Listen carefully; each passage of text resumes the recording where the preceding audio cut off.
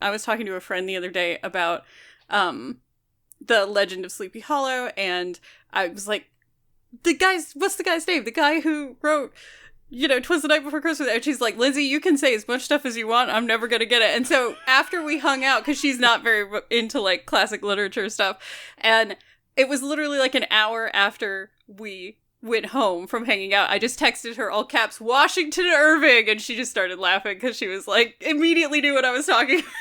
But I had to tell her or I wouldn't have been able to sleep that night. I was like, I figured it out. It's Washington Irving.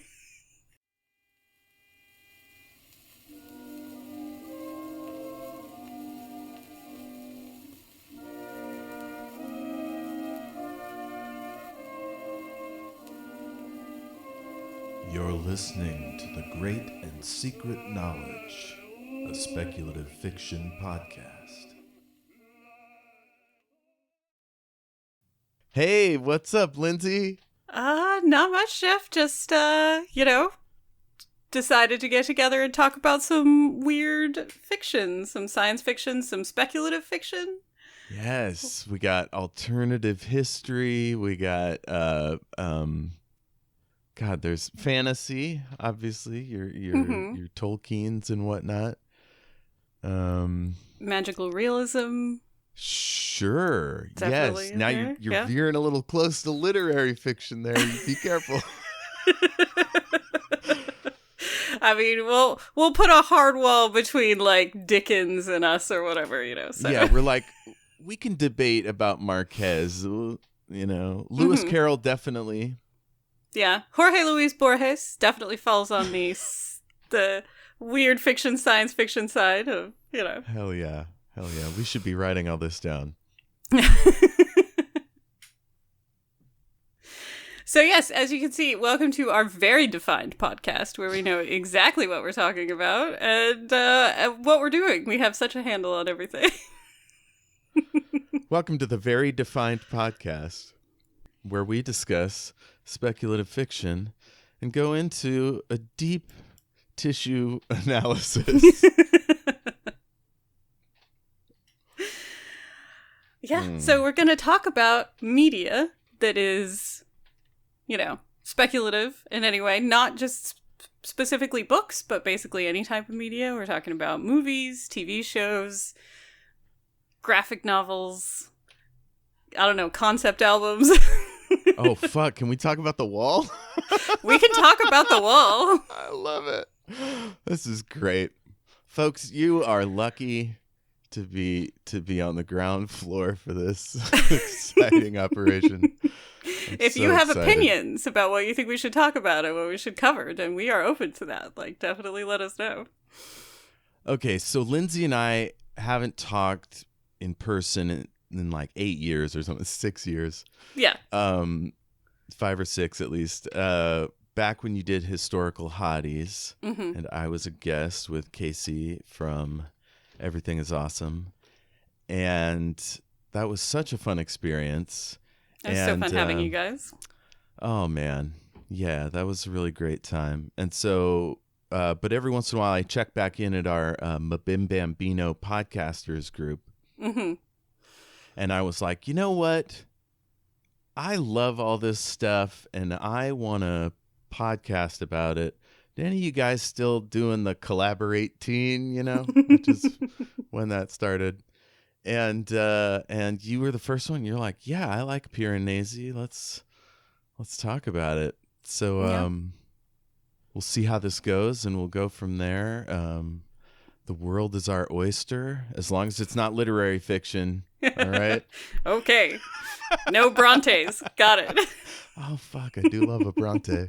I mean, the Brontes are the best. Like, if you want to find out about how wild the Brontes truly are, listen to the Historical Hotties episode that we did specifically about which is the hottest Bronte sibling. Because those tubercular, dramatic geniuses are super fun to talk about, so... I'm pretty sure I listened to that one and loved it. Oh, man.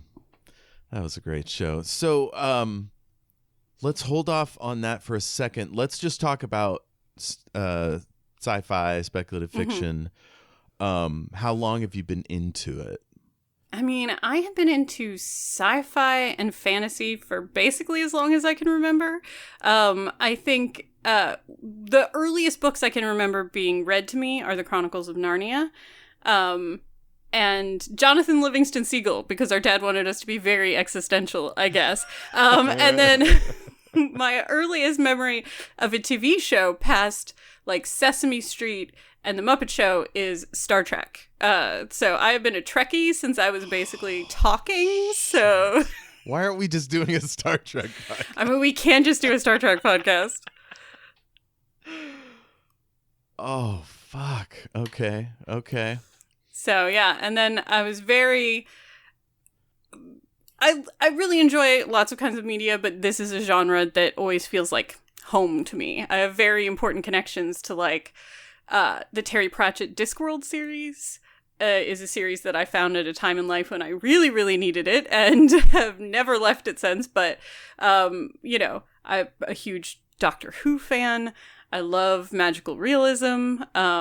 So, yeah, I'm just all over this genre. It's almost all of my favorite works are from this area of media. How about you?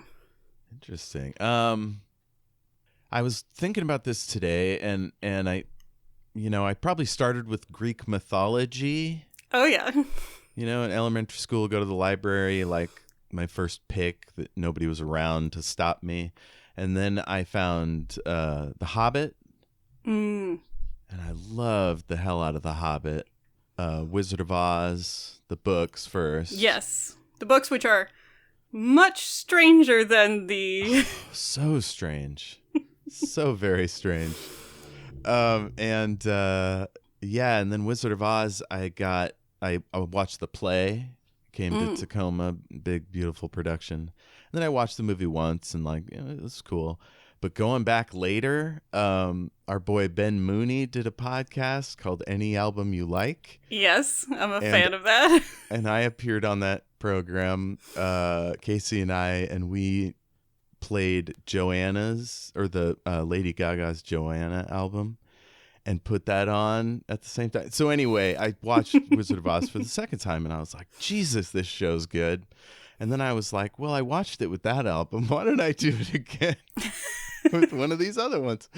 And pretty soon I've watched it 15 times, and it's like, yeah, that's probably my desert island movie at this point. I mean, it's masterpiece for sure. Mm-hmm. My first word was Chewbacca, apparently, unless my mom is lying. So obviously Star Wars is a big deal. Mm-hmm. And this one's a little weird. Stuart Little. Okay, yeah. I mean, there's definitely some fantastical elements with a tiny orphan mouse that drives a car. Talking, yeah, sentient mouse, yeah. And then last one is Star Trek. We watched the 60s show a little bit. But really, the movies, like Wrath of Khan, the movies. Was just... Yeah, no, Wrath of Khan is incredible.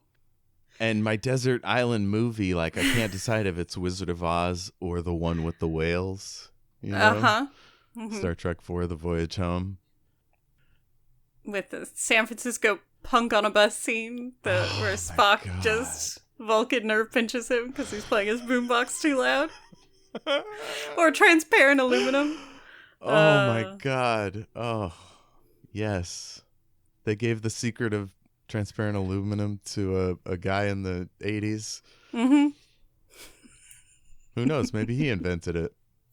I mean, we still don't have transparent aluminum, so if he did, he's keeping it real quiet. Yes. Oh, he kind of screwed us there. You mentioned Narnia. Yes. My mom had those books. I tried to read them, but I couldn't really get into them. I saw the play, and I was like, it seems like just fancy British kids whining. But clearly there's more to it than that. I mean, there is more to it than that. I definitely got supplanted by Tolkien for me pretty quickly, but it is some of the earliest books other than picture books that I remember being read to us. Our dad would read a chapter every night before we went to bed. And Chronicles of Narnia is really well set up for that. There's something about the way it was written that feels very episodic. Some books, the chapter breaks don't really mean that much. And I always felt like in the Chronicles of Narnia, they actually do sort of like create a pause. So definitely loved the whole immersive.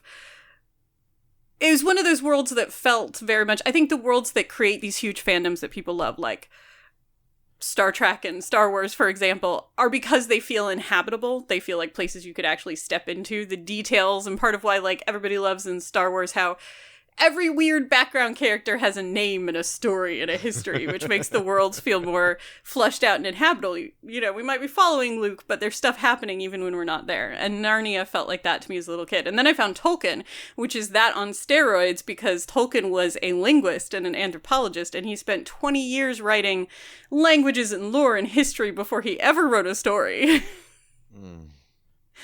You can trace the language evolutions like you can from Latin to English with the Quinian Elvish to the Sindarin Elvish and stuff like that. It's just real nerd stuff. Tolkien will always have a high place of honor among all nerds for that level of like just obsessive world building. Oh man, that's so cool. I love just sitting down to build some fucking lore. Like my shit is just it's similar. Like there's just. It's like, I guess when you really like something you're working on, you just kind of start to see it out of the corner of your eye or hear like your characters talking or whatever. Like it's somewhere you'd want to go. Yeah. Otherwise you couldn't have the energy to do it, I guess. I do get very mad though about people who put the Chronicles of Narnia. I think bookstores are starting to put them back in the correct order now, but there was a thing in the early 2000s where they reordered them from C.S. Lewis's order into what was in-world chronological order, which is not how those books were intended to be read at all. Do not start with The Magician's Nephew. If you are going to read the Chronicles of Narnia and you don't start with The Lion, the Witch, and the Wardrobe, it's bad news bears. You're gonna mess up the whole thing. Don't just... What kind of chaotic lunatic would start with anything but the first one? It makes me so mad. Books were being sold that way. Like in the early 2000s, the book sets that you'd buy at Barnes & Noble, the publishers, for some weird reason, decided that they were going to renumber them in chronological order instead of the way the author meant you to read them. That is remarkable. And then also there's very, very strong Christian allegories that I did not know as a child as like a heathen who would not... I mean, interesting. Yeah. Okay, that's great because as we go through this work, the religion I feel like is in the in the vibe, in the wind. So I was raised sort of liberal Christian. It sounds like you didn't have any religion. I was raised around a lot of religion, but not with any in particular. So both of my parents come from very religious families, but they had both decided to leave their respective faiths before they got together and had kids. So both of our sets of grandparents were very different denominations of Christianity. My dad's side is Mexican, so as with most, they are all Roman Catholics. And then on my mom's side, who are all Midwestern farmers, they are all Lutherans. So I was raised around a lot of religion, but not with any personally. So when I did start to recognize all of the very strong Jesus allegories in Chronicles of Narnia, it did kind of ruin it for me a little bit, I have to say.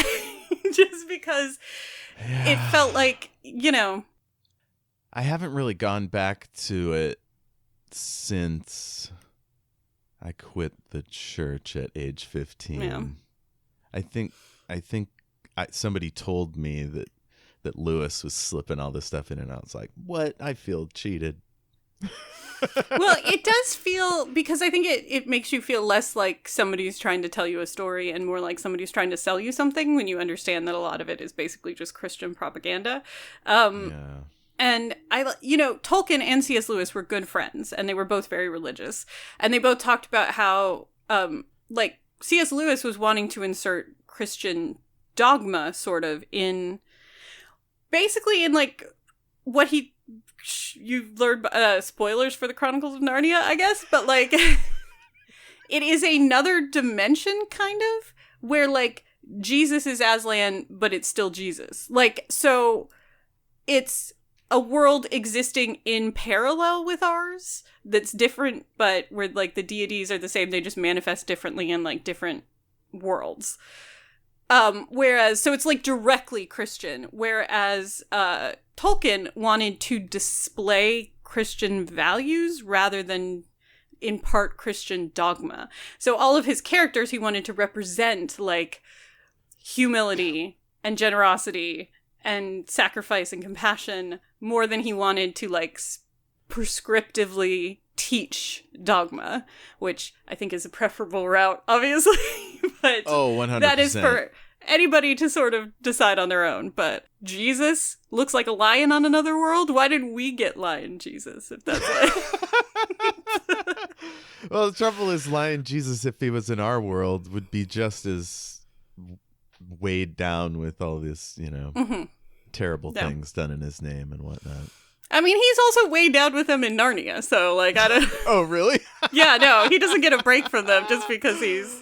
That's amazing. He also gets, like, willingly sacrificed and then resurrected, and it is not subtle at all when you know that it's there. Like... Yeah, I read an essay by Tolkien about, or maybe it was about him, but it talked about how he didn't like that it was allegory. He thinks allegory is, like, not really literature or something along those lines.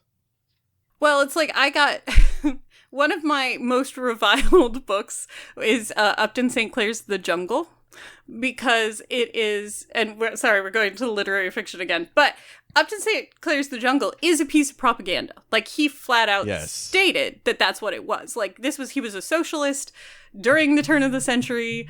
This was about, like, the working conditions for the poor in Chicago and stuff. It was not a secret.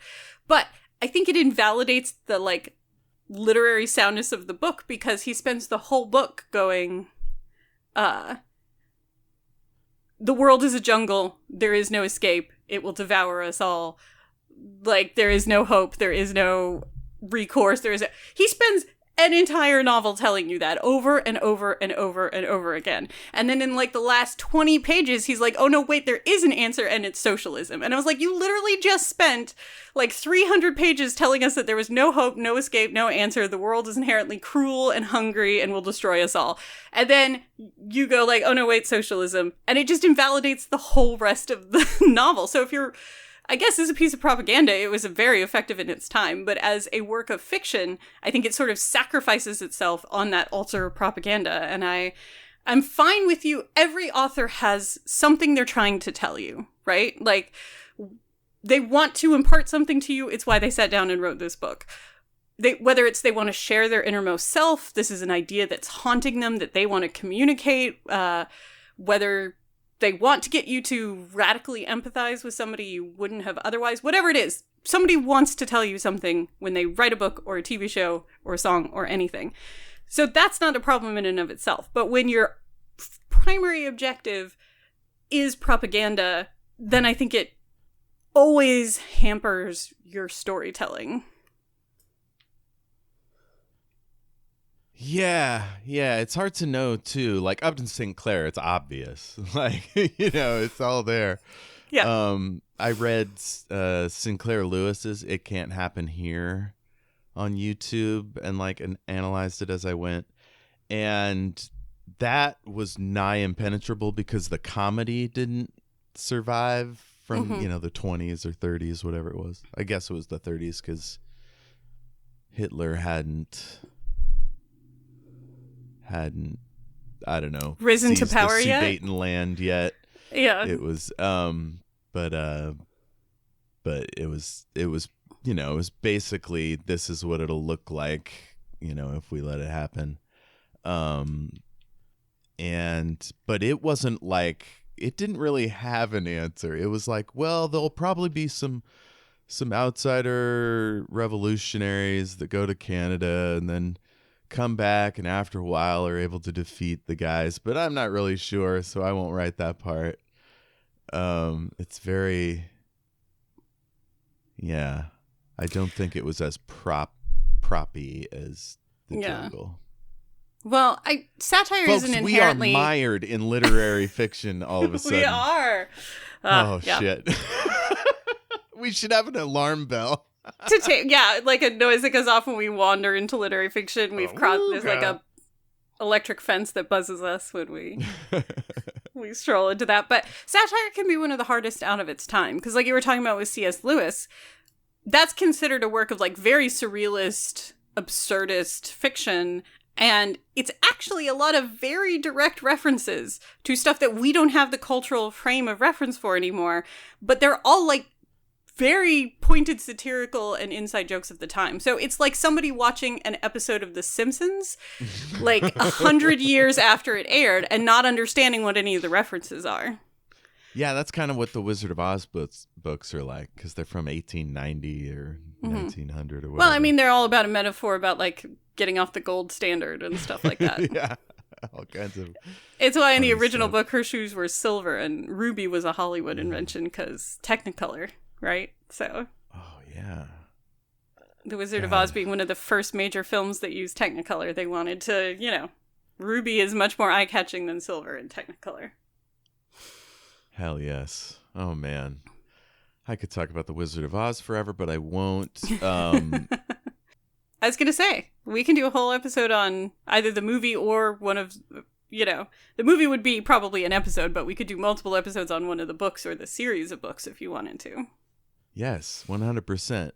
So I was going to ask, like, what's your experience in podcasting and performing? But I think let's do that next time. Okay, yeah. I'm trying to get to the book a little quicker here.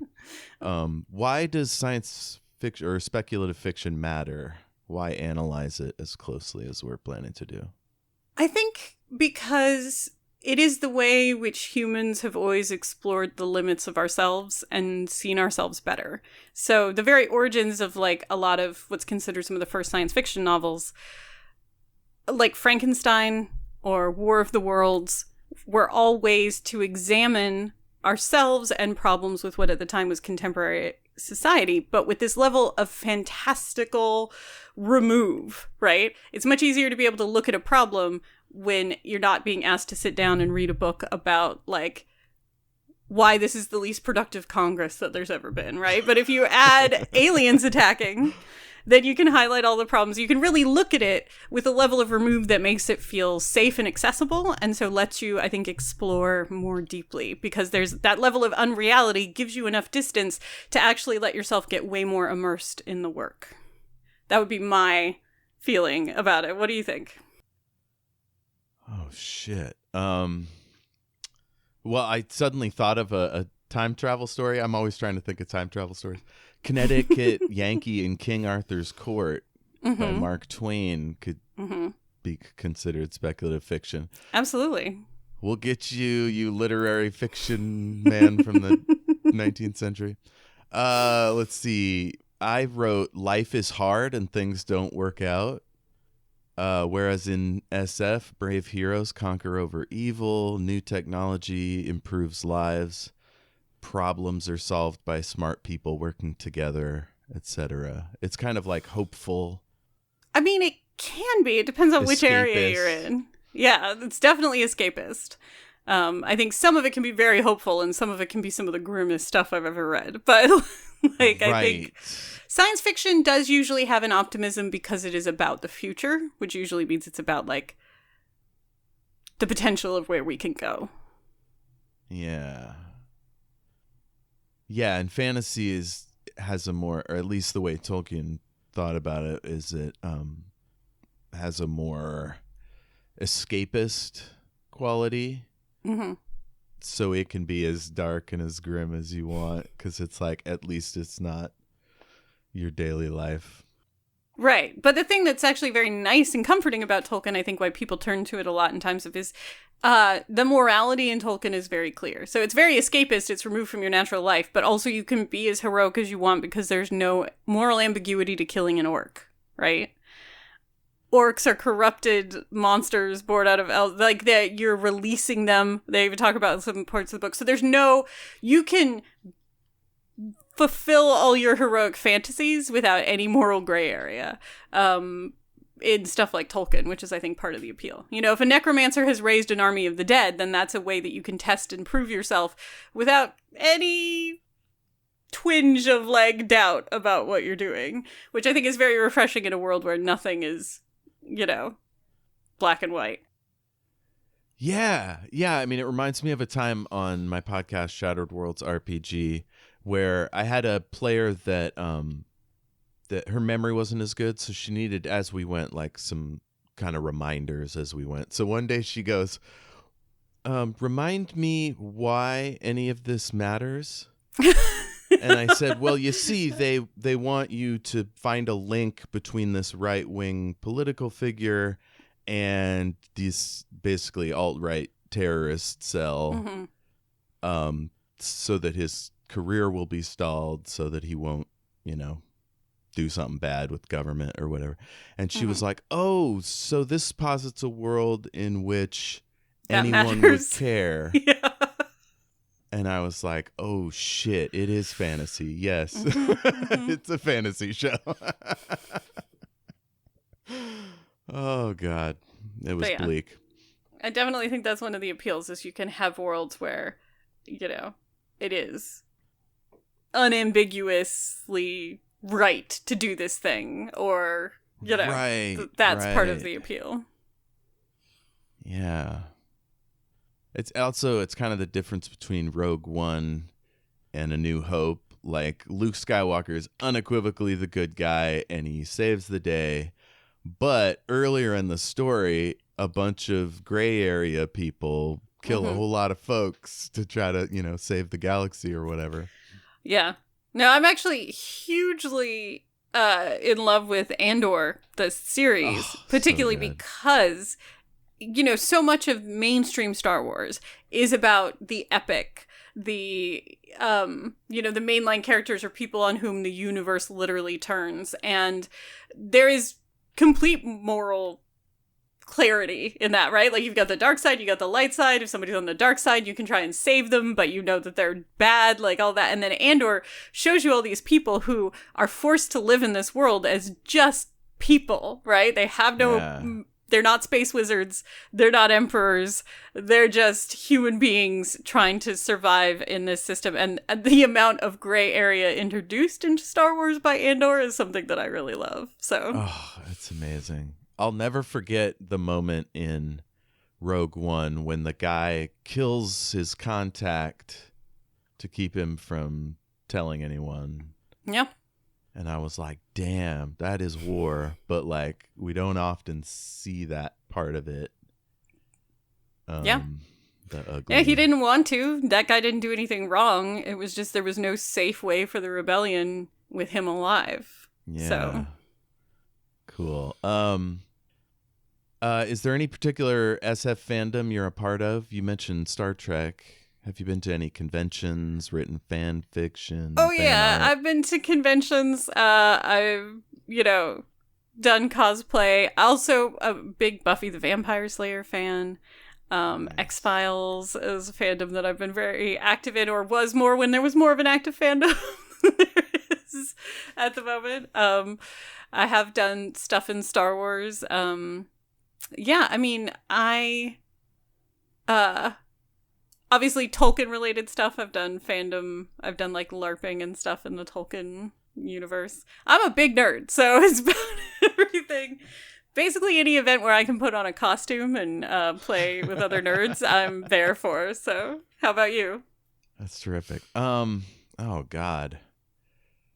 Not really. I've always been kind of a dilettante. Like, I pick the thing I like, and I'm totally into that. Like, I watched The Force Awakens 15 times, even though it's not, like, the greatest movie of all time. But in 2016, maybe, I started listening to a podcast, The Greatest Generation. And they cover the next generation. Star Trek. So I was like, well, I never really paid attention to that show. It was my brother's show. I was more into the old one. And so I started, and now I've basically seen all of Star Trek, except for most of Enterprise, because it I hate it. Anyway, no, I mean, some of what I've seen is bad. Now, I haven't seen all the new Paramount stuff, but I've seen all of everything through Voyager. So, Ooh, God, Voyager might be my favorite show. Voyager, I think, very underrated. Although I think more so now appreciated than it now was that at it's its available time. to everyone on a streaming service, it's a lot easier than having to like, you have a friend, hey, I have this whole box set of a show you never wanted to watch. Please watch it because I want to talk to you about it. I need someone to Which love is my part of the favorite show. motivation behind this podcast is that when we Yes. read or watch some of this media, we want to talk about it. So anyway, after that, I started watching Deep Space Nine and Voyager, Mm-hmm. and Discovery just wrapped up this year or this month or whatever, and it might be my favorite show. Like I've read a few of the novels, read a couple fanfics, but I would say my real fandom is Doctor Who. Yes, I love Doctor Who's. I only really just got into it like maybe 2018, again with a listen along podcast from the Unspoiled Network. Started with The Dark Tower, and then got into Doctor Who, and man, since all of the old ones are on BritBox, like I've watched all of them, some multiple times. Well, I mean, all of the old ones going back to when? Are you talking about the Christopher Eccleston No, reboot? 1963. Okay, because I was going to say, because that show has been on and off the air for longer than any other science fiction show in history. Because it has been on the air in some form since 1960s. Yeah. So once I ran out of that, that's when I started reading the books, and there's tons of books. And there's a company called Big Finish that makes audio adventures. So I've listened to tons of those. So I think that's the closest I've been to a fandom. Yeah. I still haven't been to any conventions or made fan art. Mm-hmm. But I'm written sure fan I'm fiction. just like this close. Okay, let's take a quick break. I'm going to get some more water and, let's say 5 minutes. Sure. Let's see. I talked about my thoughts on the show. I guess we can just get right into, like, talk about Susanna Clarke. Yep. Susanna Clarke. Sorry. Susan Collins is a different author, so... Yeah, I've been listening to Unspoiled cover Hunger Games, and been getting stuck. I also play a character named Susie on my streaming show. She's a elvish cowgirl. You know what I mean? Cowpoke. Yeah, it's a Western theme thing with Dean Eaton from the podcasters group. Yeah. I listened to some way back when you were going to guest on the show, but I have not kept up with it, so I have no idea where the story is now.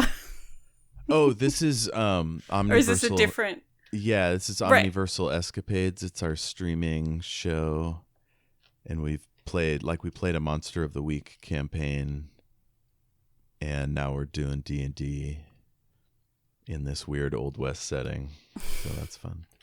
Monster of the Week is a fun system. I'm playing a Cthulhu game for the first time now, and I'm so lost in the system for the Call of Cthulhu system is in some ways pretty straightforward, but it does a lot of percentages of stuff, and so I hate percentages. Yeah. Oh man. All right, Lindsay, why don't we talk about this book? Yeah.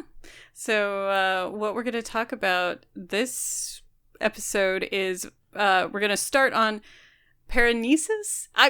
So one thing to know about me going forward is I am terrible at pronouncing things I've only read. So always feel free to correct my pronunciation of things that I have only read. I've got the ebook and the audiobook, and the way the narrator says it is Piranesi.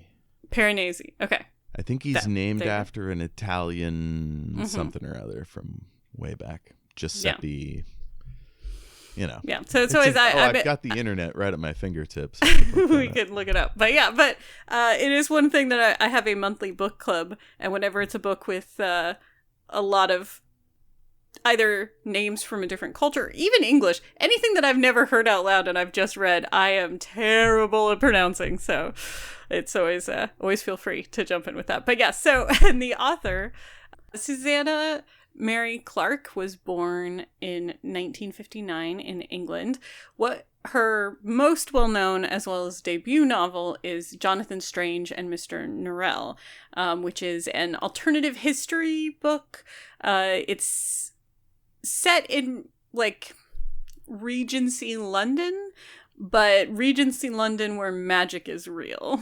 So it's written very much in the style of like a Jane Austen book, or maybe even a Dickens, but it is about magic and warfare and fairies. It is a very interesting book itself. It is so gentlemanly, like you mentioned warfare, but it's almost all like from back at the general's tent. Like it's not. Yeah, we are not on the front lines. Yeah, it's not gritty and gross. It's very like clean tea set kind of stuff. Oh, we were with the people who are having balls after they've just had a war council instead of the people who are like on the front lines. But it is a very interesting novel and very popular. And she was initially, and I think she still is at some point, but planning on writing a follow-up to Jonathan Strange and Mr. Norrell. And she got in... I don't know if it was the initial onset or just like a really bad flare-up, but she struggles with chronic fatigue syndrome. And while she was trying to write the sequel, she had an episode where she was bedridden for a very extensive period of time.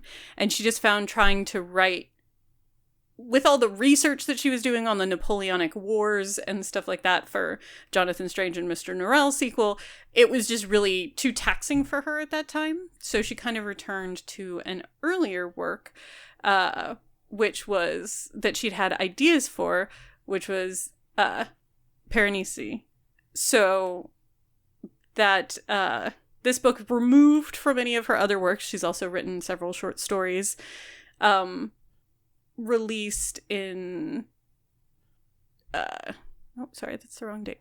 I just picked it up. It's a short story collection.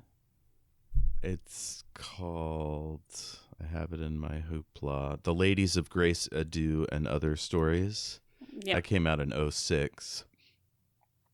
And so in a reference to that first short story, The Ladies of Grace Adieu, Neil Gaiman said, "It was terrifying from my point of view to read this first short story that had so much assurance. It was like watching someone sit down to play the piano for the first time, and she plays a sonata." I mean, you don't know how much she's been writing previously to that, but that, yes, was her first published works. And Neil Gaiman, who started publishing pretty young, has talked about how he's had to do a lot of growth, like, in the eye of the public, like, visible growth in his writing and everything. So that is definitely, has its own benefits, but definitely is a little bit vulnerable and nerve-wracking. Not that any kind of writing isn't, but yeah, I can see somebody coming out with the assurance of her, some of her early work, and just, which seems to have such a clear voice from the jump with her, you know? Yes. Oh, God, it's so damn good. If I can jump in on your bio, let me tell them a little bit about Jonathan Strange and Mr. Sorry to correct your pronunciation, Norrell. It came out in 2004. Like you said, it's a British sort of Jane Austen Dickens thing. It's romantic, fantasy, historical. It talks about the North-South divide in England. It took 10 years to write. It was a 2005 Hugo Award winner. Her influences, like you, Tolkien and Lewis. And she wrote it in chunks and then stitched it together. Her first two publishers she went to said it was unpublishable. I don't know if it was the length or the footnotes or what. Footnotes are amazing. The footnotes are incredible, yes. In the long British tradition of great footnotes like Terry Pratchett, she definitely has. Now, when you hear this next bit, you're going to be like, does it really work that way? Because Bloomsbury offered her a £1 million advance and they printed 250,000 copies. Like, can you imagine a publisher just going like, yep, looks good to me. Yeah, I mean, roll somebody out the cash truck. They knew what they were doing, and that's one of the things when you invest 10 years into writing a book, like she did with that one, that somebody saw the value in it, and I think was well worth their original investment. That book was incredibly successful, so. Yeah. So you mentioned that she had to take some time off from that second one. It's nothing like this, but sometimes a band has a great first album and their second album they kind of have left to say, so it's not quite as good. So maybe she has some. I would be surprised if she didn't have a little like trepidation at like putting out something people don't like as much. Yeah, it can be really hard when you have something as one of your first. I mean, like you said, she wrote short stories, but this was her first novel, and it was a huge hit. Very critically acclaimed, really great seller and immediate fan base, and that's really intimidating when you spent 10 years working on a book. And I've heard this from multiple authors when they're being interviewed, that your first book tends to be one you've been working on for a really long time, right? So it gets like a finely honed piece of marble. You've like cut out all the excess. You've been working for years. You've had all this, and then people want to follow up right away, and all of a sudden they want you to recreate something that took you 10 years to make the first time in like 9 months, right? Because they want a sequel, because it's a big hit. And that can be really intimidating to try and follow up something that has had so much time to develop and grow and be refined, and then just like do it again, but do it in a fraction of the time, and do it with all the expectation that the first one didn't have. Man, publishing is a scary, dangerous world. I was always too afraid to get into it. Like I've written 5.5 books now because I don't want to try to get the first one published. It's a hard process. I'm write plays and not novels as much, but like it is always an intimidating process to try and sell your writing anywhere. So I get it. But yeah, like Elizabeth Gilbert talks about the novel that she wrote after Eat, Pray, Love was basically, she felt like it was a puppy that she was putting in a basket and lowering down a well, because she just knew whatever came out after Eat, Pray, Love was going to get massacred. And she just had to get a book out so that it could be massacred and she could move on and then try and write other books that she was, because there's no way to write a satisfying follow-up to Eat, Pray, Love, right? Like something that's an international sensation like that. That's the funny thing about this book, Piranesi, because she simply chose not to try to best Jonathan Strange and Mr. Norrell. She went completely off the board. Yeah, just something very different. Yeah, I started to write the contrasts, and there are so many, so I'll just pick one. Jonathan Strange is written in a third-person style called free indirect speech, where like the narrative, there's an omnipotent voice, narrative voice. Yeah, and it kind of like vibes between this is what she's thinking and this is what he's thinking, actually, Piranesi, and then maybe the narrator's voice is in there somewhere too, kind of Jane Austen-y a little bit.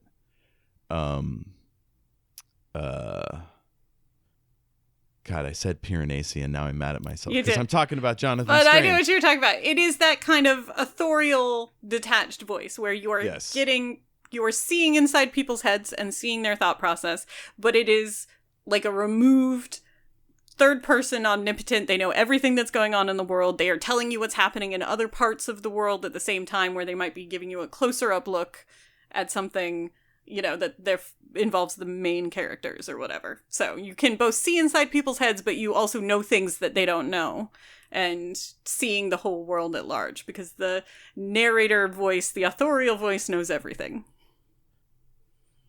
Thank you for putting it so well and saving me from that disastrous tumble. Which is contrasted with this book, as you were saying. Yeah. As for comparisons, that was a little easier because there are a few that stand out. One of them is she waits quite a while to reveal key information. And that's something that's similar in Jonathan Strange, where you're like, where is this going? Like, when are we going to meet Jonathan Strange? It's been like a quarter of the book already. People are talking about him, but we still haven't met him. Yeah. And so here it takes a while before we even learn the main character's name is, but isn't Piranesi. And that brought up something I know I'm going to want to talk about, which is how a writer builds the framework upon which you are to understand the work and how to approach it. Like Jonathan Strange, it's got all these footnotes and rambling tangents. Like, you're going to be in for a cozy, comfortable, thought-provoking thing. Whereas Piranesi, it's like a pop song. Like, each word has the potential to change how you'll read it, like for a while, like until you realize that he's like capitalizing certain letters and it's probably not his name, like then we have to sit with that for a long time. I'm sure there's a word for what I'm getting at in poetry, but yeah. She's trying to put you in the same disoriented position that the main character is in. So you are being thrust into a world that you don't understand, you don't know the details of. You are trying to map it out just as the protagonist is trying to map it out. Hell yeah. The other comparison I found was a sort of one-sided animosity between the main characters. So you get a bit of it in this first section between Piranesi and the other. But in Jonathan Strange and Mr. Norrell is like a real dick, for the most part, behind Jonathan's back. But he's always kind of running him down. And Jonathan is just like, hey, man, it's cool, like we're vibing. And then the other comparison I found was the existence of a strange, indefinable middle space. So in here, it's the house. And in Jonathan Strange, it's the ways. It's like a mysterious pathways between parts of fairy England. In the regular world. Like, yeah. You got it. And do you have any other comparisons off the top of your head?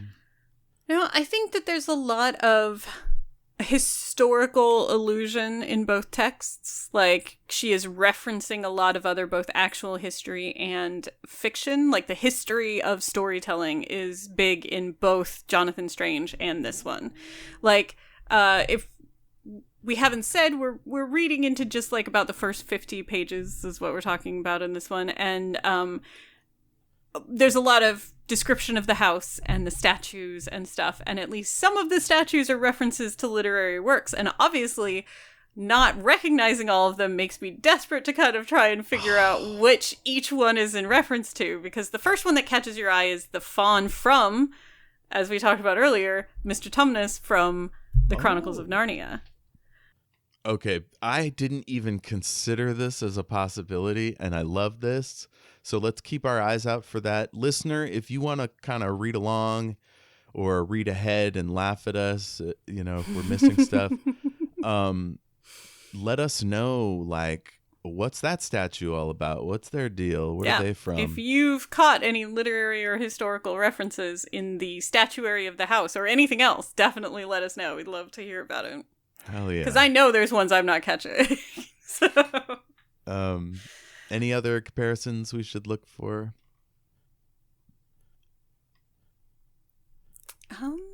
They are very different works, so it's they're fine very if we different. just have I think four. those are the main ones. I think the other one is maybe also kind of a the powerlessness of individual human beings in the face of forces we don't understand. In Jonathan Strange, that would be fairy. Right. And here, whenever humans dare to try and control fairies, it never works out well for them because we are not capable of outthinking fairies. We are not capable of outmaneuvering them as much as we've tried. And in this, it is just at this point we've met two people, and they are both very subject to the whims of the house. Yes, the tides. Yep. For Piranesi, getting food and the weather, whatnot.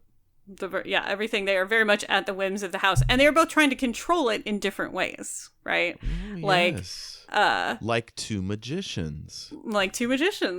Trying to control magic in different ways. But in this one, the other seems to... Okay, so there's some references to a before in this, but the main character, who we are in his perspective, we are reading his journals, doesn't remember anything. The other seems to remember more at this point in the book. Okay. Before we'll probably start there. Yeah. Before we go, I just wanted to give a little background on this book and its reception. So, it was a finalist for the Hugo and Nebula Awards in 2020. That was a stacked frickin' year. You had The Midnight Bargain by C.L. Polk. You had The City We Became by N.K. Jemisin. And the winner was Network Effect, which is basically the collected story novellas of Murderbot. Mm-hmm. And I just got to say, folks, the instant I finished Piranesi, I was like, best book of the year. But these things are voted on by critics, or in the case of the Hugo, by whoever shows up at the meeting. And I think Martha Wells' Network Effect, it's fantastic. It's really funny and like thought-provoking here and there. But it's nothing like Piranesi. Yeah. I haven't read it. I've heard good things about it, but I haven't read it, so I can't directly compare and say that, like, Piranesi was robbed. Because I haven't read The Winner, so I don't know. Rebecca Roanhorse's Black Sun was also that year. Oh. So I don't know if they do rank choice voting. I'd love to see their process. Like how they arrive at a winner, yeah. Yeah. Let's see. Anyway, that was just what I wanted to mention before we jump in for the full-on textual analysis. So start us off with this concept of before. So when we are introduced to this world in this book, we are reading the journals of a man who has just found himself in this place that he calls the house, that is the world. It's an unending seeming series of hallways. All of the hallways have statues. There's the bottom floors, which are filled with water, either oceans or pure water that's leaked down through collapsed upper floors. There's the middle sections, which are mostly like normal rooms-ish in the fact that and then the upper ones have clouds. And so there's weather in all of these rooms. There is fish in the oceans. There's coral and seaweed. There's birds. And all of these rooms are filled with statues on statues on statues. And he is trying to explore and catalog and document this world, trying to understand it. He's got charts of tides and descriptions of every room he's entered. But in his journals, you get glimpses of a before, because he talks like this is the world. The house is all that there is. There are courtyards that you can see throughout windows, but you can't see anything beyond that except the sky and stars and celestial bodies. But like his journals initially were dated with dates that we would recognize, right? They were what? 2015 was the 2011 and 2012. 2011 and 2012. And then his journals moved to the year that the albatross came to the hall of, the Northeast Hall of Statues or whatever. Yes. And he changes his system to one completely based on the rules of the house. And then he talks about the other and him meet once a week to have a meeting, and the other seems much more brusque with him than he would clearly like to hang out with the other more than the other wants to hang out with him. So I want to take this step by step, right? because she does build it in these weird stages. And so if I may pull up the book itself, where did I put that guy? So the first entry, when the moon rose in the third northern hall, I went to the ninth vestibule. What did you think when you first read those words? I mean, I think she does an incredible job of putting you into the world completely on her terms and what she wants to, because you immediately get some of the original descriptions of the house, that there are these halls of statues. The oceans are immediate, because the reason he is in that hall is to observe the merging of the three tides. Yes.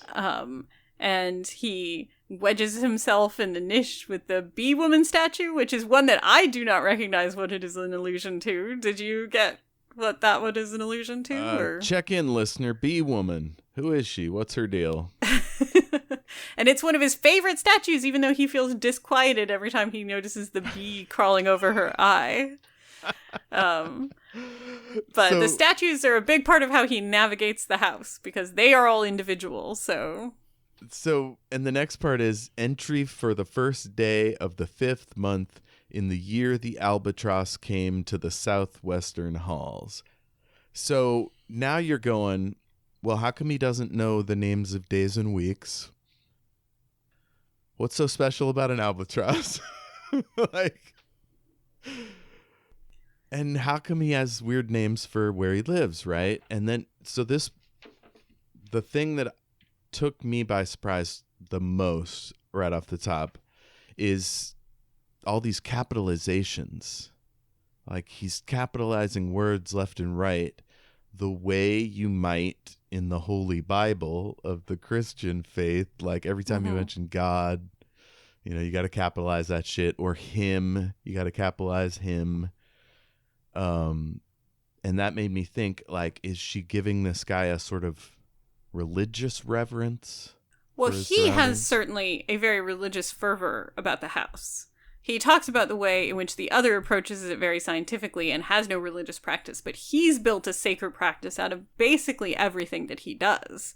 Mapping the hallways is sacred. He makes leaving tributes to all of the dead bodies that he's found, and everything is ritualized with him. It's the way that he gives the days meaning and purpose, is to imbue them with a sacred practice. Hence the funny way of saying the name. Yeah. God, it would just be such a different book if he said Monday of January 2013. You'd be like, oh, it's a regular guy doing regular stuff. But it's certainly not that. No, it all feels much more important and fraught than that. I do think one thing that's interesting is the way that she, he is doing stuff like naming things the year that the such and such came to, or, whatever, and that he's not using days or months or things that we reference. And yet, if he did just only ever exist in the house, if he woke up one day, first of all, he has no indication of how he got there. So no parents or my parents raised me in this hall or whatever. He speculates that a dead child that he found might have been the house intended to him to be his wife. Yes. And that now nobody can populate the house after them because something happened with her and she died before she grew up. So, but he doesn't talk about a childhood or parents or how he got there. But you know that there has to be something that even if he doesn't remember it, because he knows about all these things that exist outside of the house, right? So he's referencing them. He's making allusions and metaphors with stuff that don't exist in the house. So if he's only ever been in the house, how does he know that stuff? Or if nobody's ever, how does he know how to read and write? Yeah, once he mentions the biscuit box man. The biscuit, yeah. And then even gives the brand name for it, which is a thing that exists in the United Kingdom. You start to realize, this guy's must have amnesia. Because if he was just born there and raised there, he would have more context for everything instead of naming everything himself. And alluding to things that don't exist in the house to describe things. Yes. Like, if all he'd ever seen was the house, he wouldn't have vocabulary for things that don't exist in the house. He'd only have vocabulary for things that exist in the house. Yeah, so most of the things he capitalizes are architectural, like statues, vestibule, tier. But then he capitalizes beehive, the woman carrying a beehive. And I think what that is because it's a feature of the statue. Mm-hmm. It gets capitalized. But every once in a while, there's some that are really surprising. He capitalizes myself, effectively making himself a part of the house. An architectural feature of the house, as it were. Yeah, weird, huh? I want to read this quote. It's on page 4 of my thing. If you have smaller font, it'd be a different page. Let's see. The waters covered me, and for a moment I was surrounded by the strange silence that comes when the sea sweeps over you and drowns its own sounds.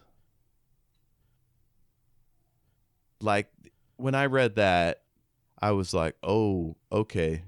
This has nothing to do with Jonathan Strange. This is its own, like, poetic, magical shit.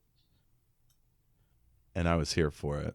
Like, drowns its own sounds.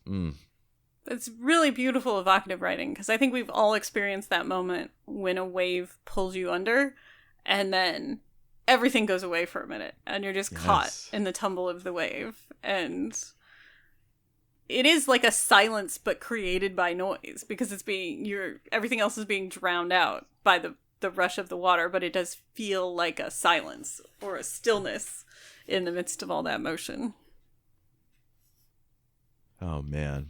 I think one thing it does, putting us into his head and seeing his reverence for the surroundings, is it makes us like the hell out of him.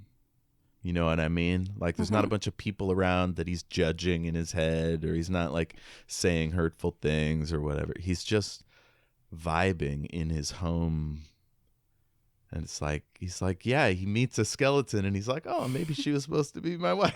Like, he doesn't know. Well, even then, the amount of kindness he has for these dead bodies, that he's he's never met them, but he personifies them, and he, treats them like people he cared about, even though he only found them as bodies in different states of decay. He tries to care for them as best as he can, given the circumstances. As if they were alive. Like, well, it's a little confusing. Because some stuff is very funerary, like he brings them lilies, right? Yeah, it's sort of half and half. But then he also, like, takes care of their bones, like ties them up in bundles and stuff in a way that feels more like maintenance that you would do for something that was alive rather than something that was dead. Yes. I was trying to find any capitalizations that weren't, like, part of a statue or ground or whatever. The beautiful orderliness of the house is what gives us capital life. Mm-hmm. Like, life is part of it, and, like, orderliness. Like, it's... And orderliness in an environment that sounds so chaotic, like... Right, because they're eroded, broken, they've been knocked around bits are by falling tides. in. It is like a ecosystem that's in a constant state of change, but he treats it like something that is very ordered, and he is constantly trying to impose order on it. He's trying to pull order from the chaos of it. I like that. Pull order from the chaos. A bit like a magician from Jonathan Strange and Mr. Norrell. Or a bit like any religion humans have ever created, that we create for the purpose of putting meaning on a universe that is wild and incomprehensible and beyond our control. But easy there, you're getting a little too close to literary fiction. That might be closer to philosophy, but still outside the bounds of the podcast. Okay, now we can talk about the other. First meeting of the other. I waved to him. He did not see me. I waved more extravagantly. I jumped up and down with great energy. He just wants to be a bro, you know? He's the only other living person in the house, and he just wants to hang out with him. And the other, while he does keep his weekly meeting with him, does not seem to want to hang out with him at all. They Sure occupy does their not. own parts of the house. Yeah, he seems wants to keep a level of formal remove. Doesn't waste any time on pleasantries, as our narrator points out. Like, you know, he doesn't say hi, how's it going? He just jumps straight in with his question that he has for him that week. Also, he seems very, like, he's described as wearing a suit. Which, do we ever get a description of what the, like, protagonist is wearing? Because in this part, little. We know he has some sort of fish leather costume or seaweed. It's very little. It's on page 13. I believe that I am between 30 and 35 years of age. I am approximately 1.83 meters tall and of a slender build. Yeah. Not really any description of what he's wearing, whereas we get... So we know he understands what years are, and that he has 30 to 35 of them. He knows exactly how much a meter is, right? It's odd. One of the things he references from outside of the house. And also he recognizes a suit. He doesn't describe this man's clothing like somebody who has never seen this kind of dress before or anything. He has names for it, all of it. Like, and, yes. You know, he doesn't go, he wears, you know, a gray clothes that have come, you know, a piece that goes over his legs and a piece that goes over his arm. He talks about him wearing a suit and stuff like that. Right. Yeah, he gives a great description of the guy's face. Like, you can tell, I think, from that he really studies people. And that he studies everything. Yeah, but that he cares about the other enough to describe him in detail. He says, he is a scientist like me, and the only other living human being, so naturally I value his friendship highly. And now we get to the crux. The other believes that there is a great and secret knowledge hidden somewhere in the world that will grant us enormous powers once we have discovered it. What this knowledge consists of, he is not entirely sure. And then it goes on to describe kind of the powers the other is looking for. Or the theories that the other has had about what the power hidden somewhere in the house might be. Yeah, and so they search diligently for this knowledge. We meet twice a week, and now we discover he does know what the days of the week are, because he meets with this guy on Tuesdays and Fridays. The other organizes his time meticulously and never permits our meetings to last longer than 1 hour. So this guy just, like, expects Piranesi to be there to come running, but he only shows up once in a while. Yeah. They're the only two living humans that they know of in this vast edifice that is the house. And yet they don't... They spend 2 hours a week interacting with each other, and that's it. They don't live together. They don't, like, help provide for each other. And so, you know, they just have a meeting twice a week. Yeah, this other seems awfully busy for a guy stuck in a statue world. Yeah. And he hasn't even mapped in the same way, like, he doesn't understand the tides and stuff. Piranesi, he's scared when he hears the tides hitting, because there was one time when he almost got drowned in a sudden tide. So whatever scientific research he's doing, it's not this meticulous mapping and cataloging that the protagonist is. So this is where we find out that the other calls him Piranesi, but it's not his name. And we don't get any more information than that. About why he decides to call him that, or... Yeah, I mean, presumably he's named after Giovanni Battista Piranesi, the Italian artist and archaeologist. No, architect. Which I know everything about, and I won't go into it here. Let's see, the biscuit box, and this is where I was like, our first absolutely normal Earth thing, a recognizable branded item, clearly findable on the internet. The real world is here somewhere. That was my thought. Or they have been in the real world at some point. Like, stuff has come from the real world. That doesn't mean that where we are is in the real world. Yes, of course. So does stuff wash up? But he didn't say it was like wet and eroded. Yeah. Does stuff just fall out of the sky? We don't know how anything gets here. We don't know yet. So wild. One of the many mysteries of the house at this point. I had a question. How can there be biscuits, but Piranesi is making twine out of seaweed? Well, I mean, there is clearly a lack of other resources in this house. The only thing that we have to work with is coral, seaweed, fish, and birds. That's it. It's the only lilies, and then both salt and fresh water. That's the only thing besides the marble that the house is made of. Amazing. So there's a quote here. The people who came after the fish leather man, presumably the people of the alcove, held human life in such reverence that they patiently collected his bones and laid him with their own dead. So that's where we find that this person maybe wasn't a part of the people of the alcoves group, but they like welcomed him in. Or I think the implication is that they found his body already dead. Interesting. And they treated his remains with like they would treat one of their own remains. I think this is like the bodies that our protagonist has found in different states of decay. I don't think he was alive when they found him. I think they found him dead and just treated him like they would want one of their own to be treated, like they treat each other. Do you think it was like Piranesi and the Other, where like the biscuit box man was just wandering for generations in the halls and they were over here and they just met at some point?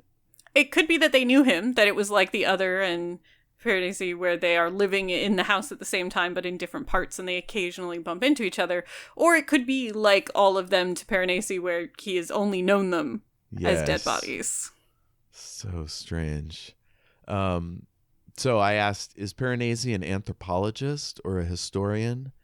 Because it's not the sort of speculation an ordinary person would necessarily make. Plus the ordered list of the dead, like it seems a little different from his sort of religious observance. It's almost more like, I don't know, scientific. Well, he views himself as a scientist. Yeah. We are saying that his stuff is like religious practice, but how he refers to himself is as a scientist. Like him and the Other are both scientists. He knows about monkeys, but he's never seen one alive, but he thinks that's what this one skeleton is. So how does he know about monkeys? Well, again, how does he know about anything? How does he know what a suit is, or where are his journals coming from? Yes.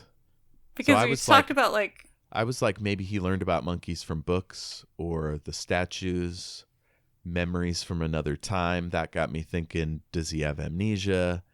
Then there are centimeters, like, which positions this in Europe, maybe? Well, everything that we have right now positions it in Europe, right? Yeah, they're using the metric. The biscuits are British. The reference to the Chronicles of Narnia is British. The fawn, you say? Yeah. But then he has a dream about the fawn, and it's in a wood in winter with a little girl, which is Tumnus and Lucy Pevensey from the Chronicles of Narnia. Yeah, that's great. But he doesn't go into it. He's not like, remember Narnia? Those were great books. No, he doesn't know what it is. He just had a dream. He likes the fawn. The fawn is one of his favorite statues, and it feels comforting to him, even though the fawn feels like he's telling you to be quiet. It doesn't feel scary. And then he says he had a dream about him once, and it was him standing in a winter wood with a little girl. That's so cool. But I'm saying everything he can describe, everything about the statues. He knows what a beehive is. There are no bees in the house that we know of, right? There are two kings playing chess. He knows what chess is. He knows what a king is. He knows what None of that exists in the house except represented in these statues. But every hint we have of an outside reality or a before for these people is European/British. So. Yes. About halfway through our first 50 pages, we find out Piranesi is male. That's when he thinks he was supposed to get married to the skeleton. So he knows about marriage, but he seems think he uses unfazed. Did he not use male pronouns for himself before that? I feel like it wasn't until now. Like, I may have missed one or two. Yeah. But he let's see, he knows about marriage, but he seems unfazed by there being no living women in the house. Except for the thought that, like, how will the house be populated after if we were supposed to get married and I can't because she died when she was a child. He does worry about what that means for the population of the house, even if he doesn't seem to express personal distress about it. Yeah, he also doesn't seem to know that you need a lot more people to populate a region. Than two, yes. Oh, boy. Let's see. The other is not religious, apparently has no name. Who doesn't tell the only other person alive their own name? Yeah. Again, the other, from what we've got so far, seems like a real weird dude. Because, like, he's very standoffish and formal. And yeah, you'd think if you spent... Now, part of it is if he is a scientist and he is approaching this, like, he is clearly trying to get... The one thing that we get the other asking Piranesi is, do you know what Battersea is? Do you remember Battersea? And so he might be trying to keep, if he is a scientist, and this isn't just Piranesi's impression of him, if that's actually what he is and he's doing, he could be trying to keep from contaminating what he knows by saying things like, even saying, my name is such and such, I was like a professor at Cambridge. That would taint his knowledge, right, of anything. So if he is trying to figure out what he knows and how he knows it, or get him to remember things, then he could be trying to actively keep information from him, which is one of the, still kind of a dick move, but one of the more charitable possibilities for what's going on with the other at this point, because... hold that thought. A scientist experimenting on a person in captivity without them fully understanding the implications of that is highly unethical and probably it's super illegal. Unethical. But that's what I'm saying. It would be a nicer explanation that he just doesn't have the, like, thoughtfulness to treat this other person as a person. Yes. It is at least an explanation for the motivation of why he, like, doesn't waste time on small talk and won't tell him his own name and stuff like that. Wants to keep things I'm not saying that simple. that's a justifiable thing to do, but I'm saying at least that is a motivation possibly for this behavior. Hell yes. Oh, at one point the author literally says you, and he starts talking to, like, whoever, and you find out it's whoever might be reading his journals. Yes. But, like, it really made me, I'm like, oh, I'm part of the mythology. I'm part of the architecture, you know, because he capitalized it. Mm-hmm. So that was a fun feeling. Yeah, the minute that he actively pulls you into the story with him. Yeah. So it got me thinking about early literature. Sorry, folks, we're doing it. There were a lot of diary and epistolary stories, like stories by letters, like Frankenstein. Frankenstein isn't Dracula, is. Frankenstein is being told by somebody in a letter to his wife, and within that there is actually another story being told. But the main bulk of the story, the first part, is a guy writing letters to his sister, actually. Oh, his sister, he's on an Arctic expedition. He's writing letters to his sister, and they talk about this dude that they found on the ice. But once we launch into Victor's story, what this guy he found on the ice is telling him, then we lose that That's all one thing, framing device.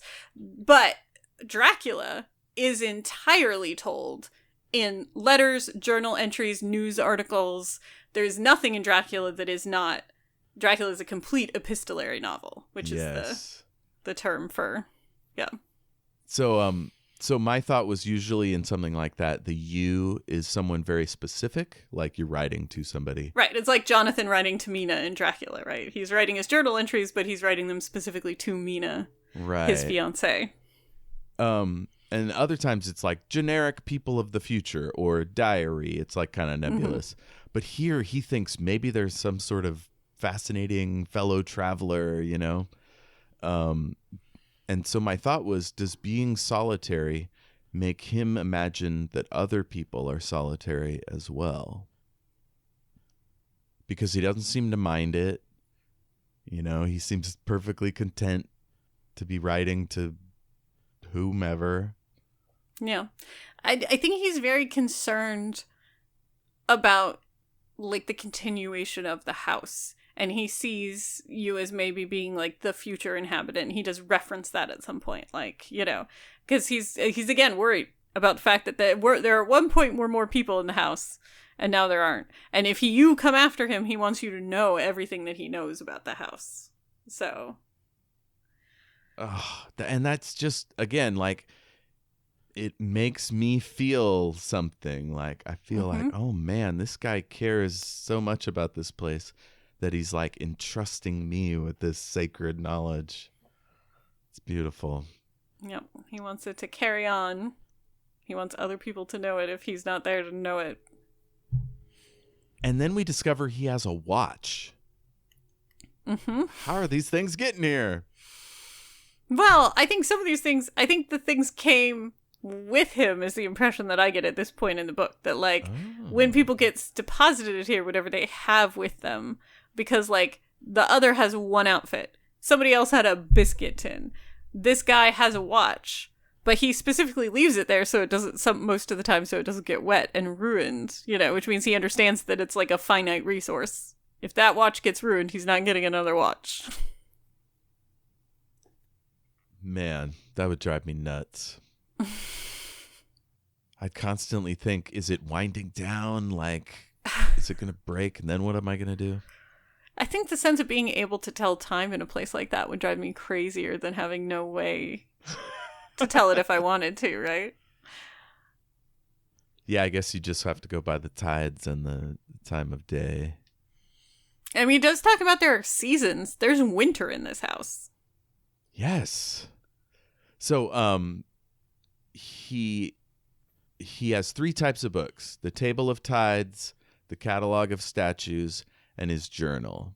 And so we're reading his journal, but occasionally he'll reference these other things.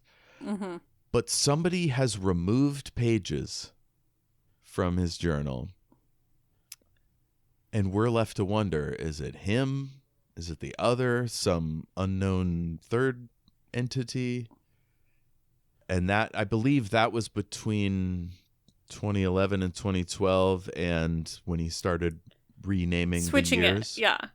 So, and it's when he notices, going over his journals with us and explaining to us the setup of them, that some of the early years were numbered in a different system. And that doesn't make sense. Why would he do that? Of all the things he doesn't know, he doesn't know who Jesus is or the Roman calendar. Like, some pretty basic stuff if you're a person in the world. And so he's like, yeah, I don't know what 2000 whatever is signifying. And it's weird and improper and like unsystematic to have 2 different methods. So I'm going to go back and switch these to now my current naming system of naming the year based on something eventful that happened in that year. So he's named the constellations because in some places you can see the sky. You can see out the windows. The constellations, I'm pretty sure, are different from ours, but we don't know if that's just because he doesn't know the names or if they're completely different stars. Right. He never mentions Earth constellations, so we're left to wonder. Let's see. Oh, I wrote down woman carrying a beehive. Does it mean anything? We've discussed her. Listener, once again, check in. The gorilla. This is where he starts telling us, like, their mystical properties. He says the gorilla represents peace, tranquility, strength, and endurance. Yeah, but we don't know. I mean, is that just his interpretation of it. We don't know. He can identify a gorilla. But well, okay. Do you remember what you thought of gorillas when you first saw them? Did you have any properties that you would ascribe to them? I mean, I think my first associations with gorillas would be stuff like cartoons. Yeah. In which they are kind of usually portrayed as kind of dignified or dominant animals of the just like lions or wolves are often portrayed as like being leader animals in cartoons that involve different animal cultures and stuff. Gorillas are often portrayed that way, as like strong, stoic, kind of. I don't know why we think gorillas are stoic, but maybe because we often see them at the zoo where they're bored out of their minds. Yeah. But I think not being able to see the real gorilla makes them seem much more tranquil or serene, right? There's no danger. You're not seeing any movement or response to anything. Yeah, it's just standing there. And here are a whole bunch more capitals. The horned giants represent endeavor and the struggle against a wretched fate. Wretched fate. Yeah. I don't know what to think of it. I feel don't like know there's what a something guy going on here. Trapped in an endless reality of hallways thinks is a wretched fate. But must be pretty rough. Must be pretty bad. This guy's subsisting off of fish and seaweed soup every day. Yeah. It makes me think about how if you've gone through a trial, a period of trauma or whatever, like, but you're young enough and you have no idea that that's not normal, you might look at, I don't know, other people, what they're going through and be like, that's a wretched fate. And like have no idea that your situation is bad at all, because he doesn't seem that bothered by anything. Yeah. Oh, he finds a leaf. Its surface repelled water, which is capitalized, like something meant to live in air, which is also capitalized. So these forces are part of the house.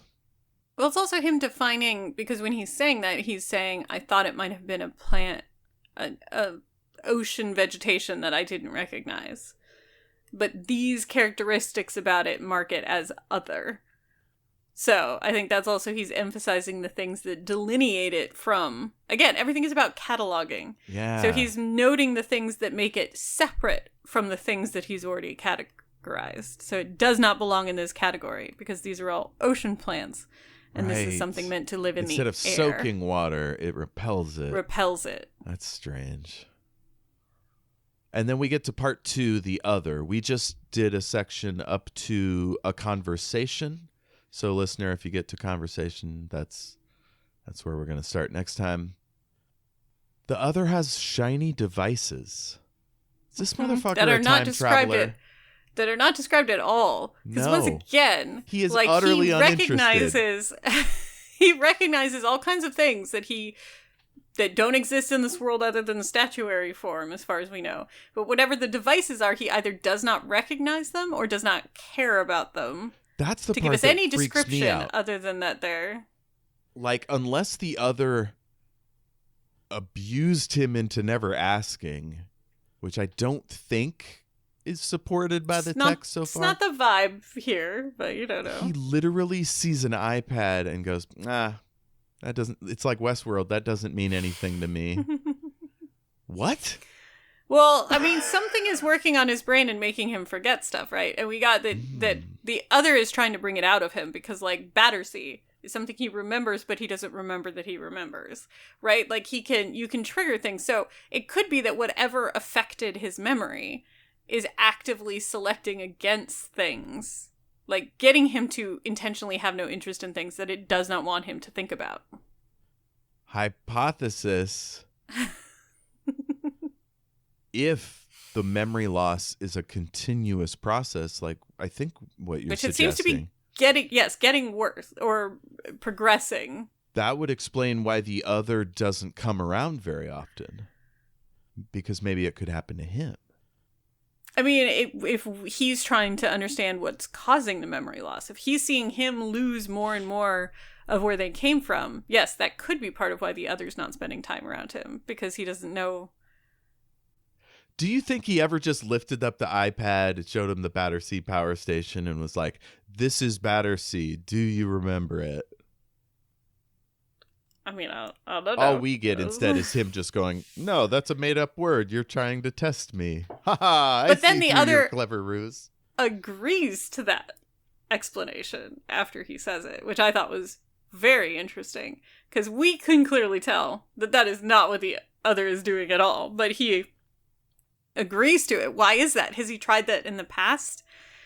And Piranesi has gotten angry or violent when he directly confronted him with something? Ooh, that is a thing that happens in real life. Like once I tried to talk to a skinhead for an extended period of time, and every time we got near a subject he wanted nothing to do with, things would get real tense, and then I'd just change the subject. Well, and if you're suggesting with other stuff that it has anything to do with trauma, whatever's going on with his mind or remembering, a lot of times your brain will try and protect you from that information that has harmed you and will react violently when people try and get you to confront it. But in PTSD and stuff like that, the only way to ever move through it, to process it, to get out of that hyper vigilant state of PTSD, is to very slowly turn what's called a hot memory into a cold memory by talking about it and exploring it. But your body resists that process because it has identified that as something dangerous to you. So I feel like the other should maybe bring in an expert, like a therapist, do some EMDR. If that's all it is. I mean, that, but we don't know at this point what it is. He doesn't maybe have any other resources either, so we don't know. Yeah, we don't know where he goes on the rest of the week, the times when he's not there. Let's see. The first thing he says is, "I need some data." No preamble. Get right to work. Mm-hmm. And Piranesi's like, "Nah, all right." And then another... Go ahead. He points out to us that, he notices the lack of civilities, no hi, how are you, anything like that. But then he excuses the behavior in the other. He immediately goes but he's a scientist, I get it. Yes. He could ask me how my day's going, but I also understand, because, we are men of science and we don't have time for that stuff, so... That's great. Now tell me, what do you remember? What do I remember? I asked, confused. Yes. As a question, it lacks specificity, I said. It's yes, but normal people don't think this way. They'd just be yeah, I mean, I don't, okay, more or less, I'm going to say on this, because if somebody asked me what I remembered... This would not be, with no other context, if somebody just asked me what I remembered, I'd be I mean a lot of things. You need to give me more parameters than that. So, especially if this is your world, I don't think that's that weird when the other is not giving any context for, what do you remember about what happened last week? He doesn't say that. He just says, what do you remember? Period. And that bolsters your suggestion that he doesn't want to contaminate the data, so he's he doesn't want to skew him towards anything in particular. He's trying to get information out of him without tainting it as little as possible, is what it feels like at this point. And by just picking the single word of Battersea rather than showing him a picture of the power plant or whatever, it's just putting a bit of cheese in one particular part of the mouse's maze. It's not going to overwhelm them. Yeah, or just trying to spark something. If somebody has brain damage or something, sometimes certain things can just asking you to remember things doesn't work, but giving something that, like, your brain can pull on specific information works better. Or, what does this bring up for you in, like, a psychological sense, too? Like, there's lots of reasons he could just be saying, because there's more than one thing called Battersea, right? There's a power station, but there's also a park in New York. There's, like, Ooh. Battersea is a word that means more than one thing as well. So... Yeah, he says something like, maybe there's a place that's battered by the sea, Let's see. The other asks him about his glasses. They're all jury-rigged up. And the other seems vaguely interested in why they look like that, but not enough to help him find a replacement pair. Like, he's just, nah. Well, I mean, also he's a guy running his own experiments, so he inquires about it, but he's not going to interfere with And then he says the other has bad luck with tides, and I think he goes into that whole... Is this where he goes into that whole... Yeah, so they hear the story? booming of a tide, and the other gets nervous, and is like, oh, should we leave? Whatever, because he was almost drowned one time. And the other guy's like, no, you don't understand anything about the tides. Like, we're fine. It's going to go up to this hall, and it's going to fill this hall, but it's only going to get ankle deep. We're safe here. Like, nothing's going to...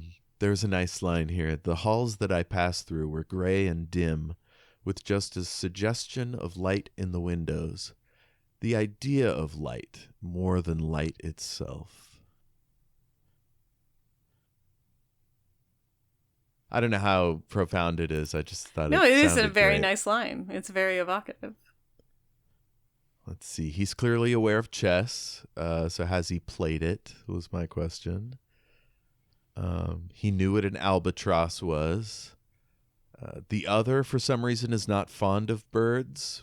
Mm-hmm. Which, when you think that it's like one of two only other like living creatures in this space, would make you at least a little bit more fond of birds. But I don't know. Maybe that's competition for the very limited resources of the house. Yeah, I mean, when we try to put our head into the minds of the other, it's difficult, right? We'd be like, tell me everything about this place. I want to know about these birds. Like, what are these statues up to? What, biscuit box? Tell me more, Instead, he's like, I need more data. Well, and it's possibly that he was just a very indoor person before this happened, and there's no real indoors or outdoors in the house. Everything is both indoors and outdoors all the time in the house, so... Yeah, it really seems to freak him out. He could have maybe liked a space where he used to be able to close a door on the outside world and have a controlled interior, and you can't have that here. Let's see.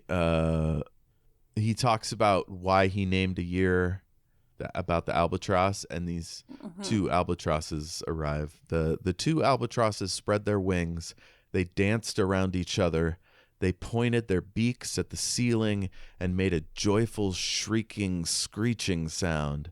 They tapped their long pink beaks together to express their happiness. Yes, and this is a very real thing, that albatrosses do a mating dance. And albatrosses mate for life, and they return to the same spot to nest every year, and so do all of their descendants. So you'll get multiple generations of albatrosses sometimes seeing each other at least once a year, because albatrosses are one of the only birds that don't have to land for anything except mating. They can spend years of their life, especially the first years of their life once they initially leave the ground, without ever setting down anywhere. But they have to mate. So that's one of the only things that albatrosses ever have to land for. That is amazing. Jesus. I love birds. Yeah, they're wild. Oh, so at one point he needs a fishing net and heavy plastic. And I had to wonder, is the other bringing him this stuff? Because, there doesn't seem to be any other tools there of much use. It's like bones and fish leather, stuff he's made himself. Yeah, no, resources he has is very undefined at this point, because mostly, even the stuff with his glasses are breaking, right? He doesn't have other glasses. He's trying the two materials that are constantly referenced as some of the only things he has, which is seaweed and fish leather, and to see which one is working better. And also fish glue, so he's making some kind of adhesive out of, like, fish marrow. Yes.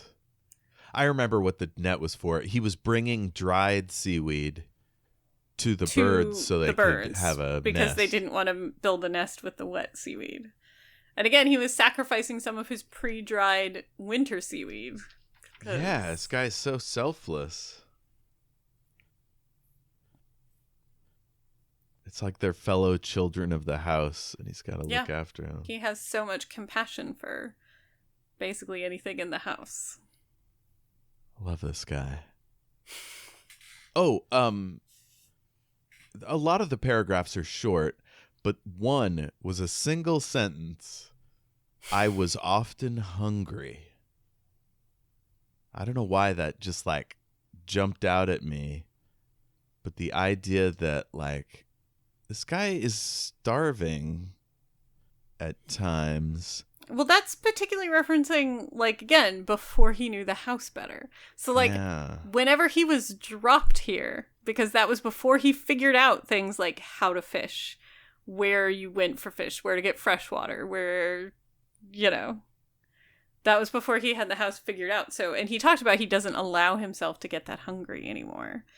Like, he would never have explored a room filled with fog in the past. Like, that was reckless, but he was hungry in a way that he does not allow himself to become anymore, because this was before he knew. So again, this guy, like, was plane crashed into the house or whatever. Like, we don't know, but that's the vibe. And he had to figure out the terrain, and before he figured out, he couldn't, like, reliably feed himself or anything. But clearly the other didn't bring him food, or he would have wrote about it in his notebooks, right? Yeah, I mean, I don't know that the other has any more supplies than he does. We don't know that he does, but we don't know that he doesn't. Like, if he can keep his suit neat and tidy.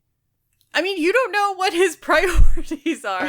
It's the one set of, if it's the one set of clothes you have, you might go to great lengths to preserve them because you don't want to make a suit out of fish leather like this guy over here. We don't know what resources the other has. He seems, at this point, from this perspective, to have more than the protagonist does. But we don't know that because the protagonist only sees him, it seems like, more on his territory than on the other's territory twice a week. They meet in, like, the same spot. So he's not seeing where this guy's living. He doesn't know what he has. God, wouldn't that be funny if just like around a corner there's just like a love seat and a armchair and a TV going. This guy has a whole lab equipment set up or whatever. Like, we don't. He's got his whole Frankenstein situation. We don't know. We don't know what he has, but okay. Definitely. I mean, our guy has like 15 journals that we don't know where those came from, and unlike other things, he hasn't described making those journals. They are not homemade, clearly. The staircases, though they vary in size, are mostly built on the same noble scale as the rest of the house, and each step is almost twice the height than is comfortable for me. It is as though God had originally built the house, intending to people it with giants, before inexplicably changing his mind. And he capitalizes mind. Mm-hmm. As if God's brain is part of the house. Incredible. Yeah. It is whatever the house was built for. It doesn't seem to have been built for these people, right? Yeah. These people are in the house, but they definitely don't seem to be the purpose for the house. And some of the statues are normal size, and some are like 20, 30 feet. Yeah. Some are huge, some are smaller than quote-unquote life size for like a normal human, but some of them are normal human size. So at one point he talks about the dimensions of like an average hall, and it's like 150 feet tall, 600 feet long. Like, whoa, this place is huge, especially when he pulls out a number like in the 960th Southwestern Hall or whatever. And it made me think, like, what is his numbering conventions? Do they just all go out in spokes and they're not connected to each other? Or is he, like, working out in grids? I mean, I would assume he's, like, working out in grids, but then they kind of radiate out from wherever he originally found himself. Like, whatever his home base is. So, he numbers out from there. So, like, a northwestern hall could reach a western hall. It's not like they're stovepiped apart. Possibly. I think they could. I think they could have connections. But that's the kind of thing that he references figuring out. Like, they are definitely in spatial relation with each other. Because, like, he talks about how he figured out how to get to the still water-flooded rooms was to go to the ones up above it where the floor had broken through. Yes. So they aren't like separate geography. Their geography is like interrelated because you can go paths around to get, to take another route to a space, It's so cool. Yeah, I wasn't sure because he doesn't describe going a particular direction when he's away from, his point of reference. He also doesn't have a compass. So how does he know which way is north? Directions? Cardinal directions? Yeah, I don't know. But he does... he could have just picked one day. I mean, you do see the sun rising and setting out of the windows, so he could be using that. But for that, you need to know that the sun rises in the east and sets in the west. Yes, but he could just be, again, he's going with the knowledge of whatever he had previous to this, because he clearly remembered something. So, like, if it was in Britain, you would just go with the relationship of...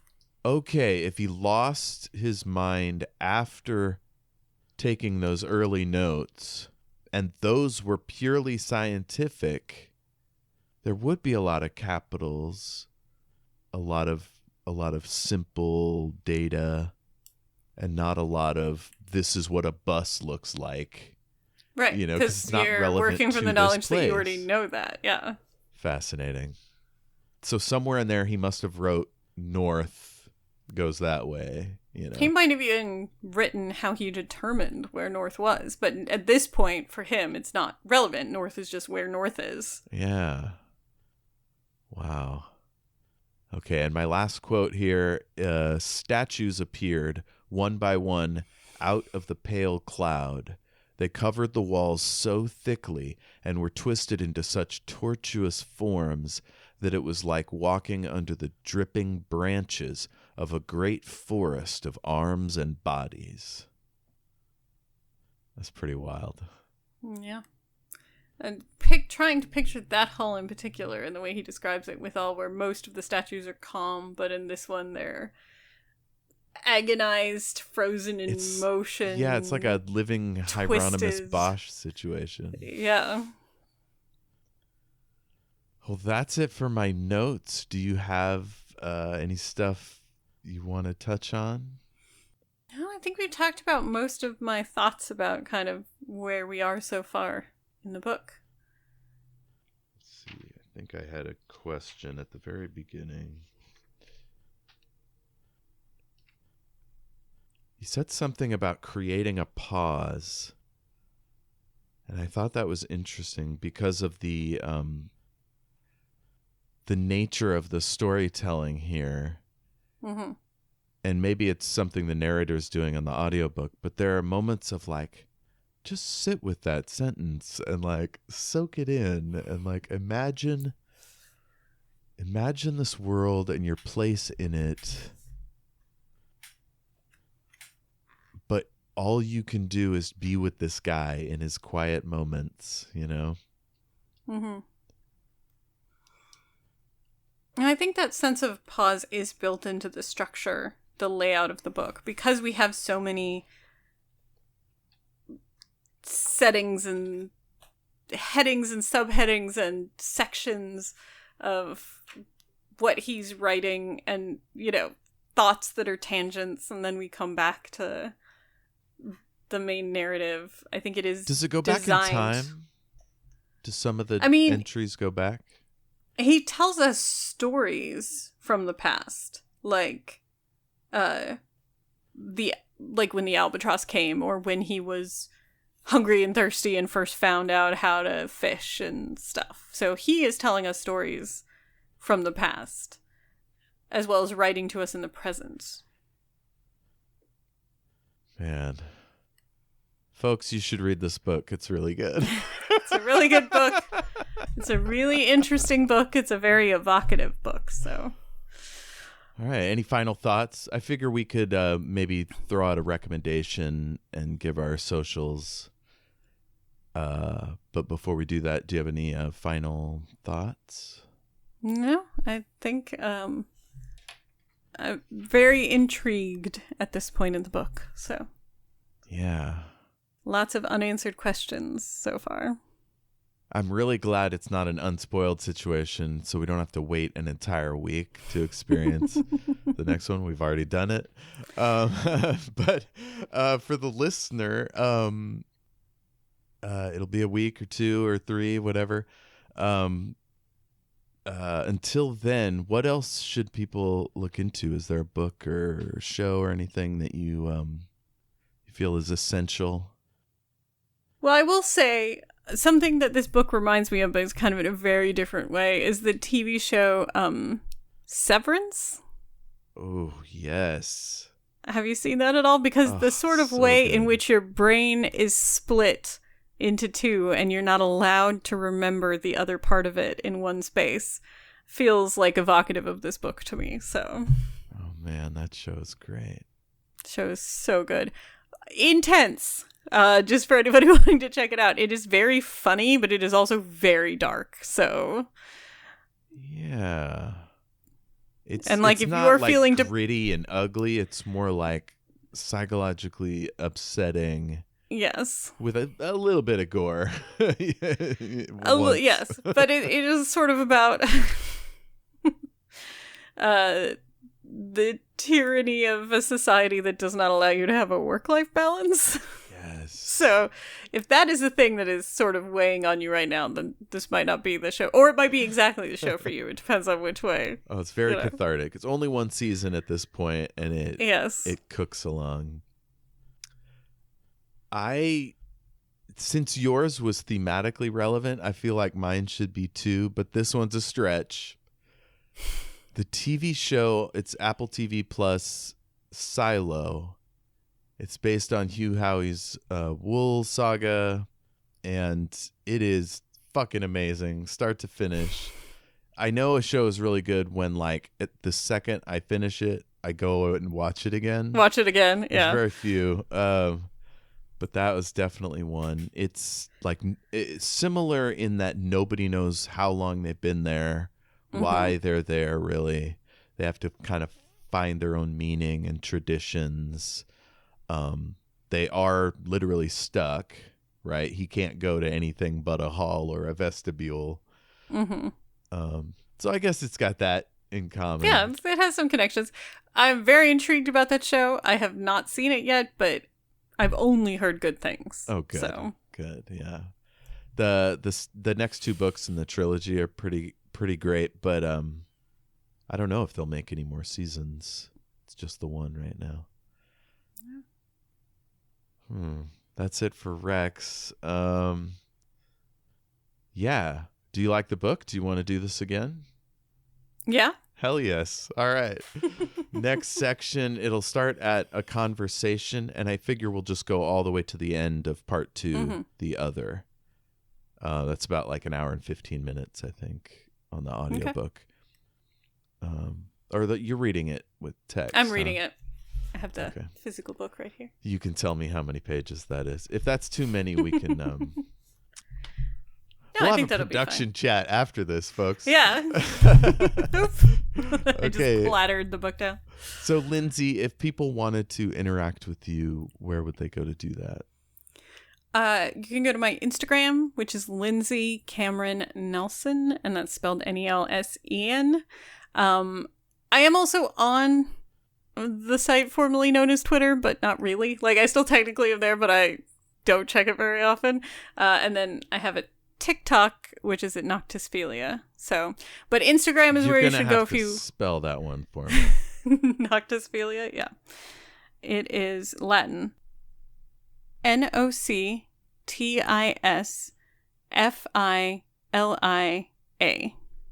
Noctisphilia. What does it mean? Darkness's daughter. Ooh, fancy. I've had it since I was a teenager as a name for a lot of things. And it's funny is my sister and I both changed our like screen names. This was like the AIM instant messenger days, right? We both changed our screen names at the same time. Mine to Noctisphelia, which is Latin, it means darkness daughter, and her to Noir le Sig, which is the black swan in French. So we both changed our names to gothy foreign language names that started with N, and nobody knew which could remember whose was whose. Brilliant. That must have been lovely. Oh my. I'm on Facebook, Twitter, Instagram. It's at El Jefe Tacoma. You have a couple podcasts, Cool Breeze, Over the Mountains, and The Kurt Locker. Yes. I do Shattered World. Oh, go ahead. Oh, they're just filmography podcasts. Cool Breeze Over the Mountain is the entire Keanu Reeves filmography, and The Kurt Locker is the entire Kurt Russell filmography that we go through movie by movie in chronological order. So. Hell yeah. And I do Shattered Worlds RPG, which is a actual play set in the world of my book series, Shattered Worlds. And I also do a actual play or live play. I don't know what they're called when they're on YouTube and Twitch. It's Omniversal Escapades. You can find us at twitch.tv/Omniversal Escapades or on YouTube. Same deal. We air now 6:30 Pacific Standard Time every other Sunday. Check our Twitter or Facebook or whatever to find out all the deets on that. I guess that's probably it. I'm like, I keep stopping and starting. I'm like, there must be more, but my notes are dried up. I got nothing left. I think that's it. What are we going to do? I mean, we have been talking for like 2 hours, so. Oh, this has been a delight. It's so great to talk to you again, Lindsey. And I can't wait to see you next time for Piranesi. Until then, we'll find out more about the house. And the other. Dun, dun, dun.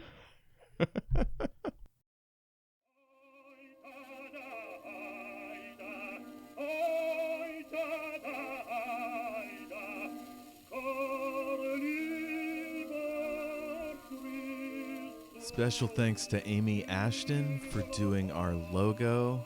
Amy is great. Check her out. Her newest art book is wonderful. And also our music is royalty free. It's from the Library of Congress. Song of the Volga Boatman. How should we do this? It would help if we have a name. We don't have a name yet.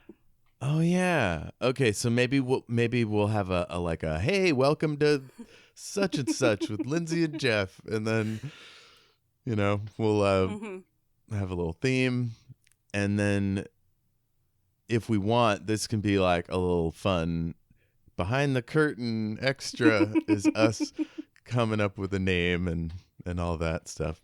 Yep. So let's pretend we did all that already. Theme song, all very professional. We've got everything.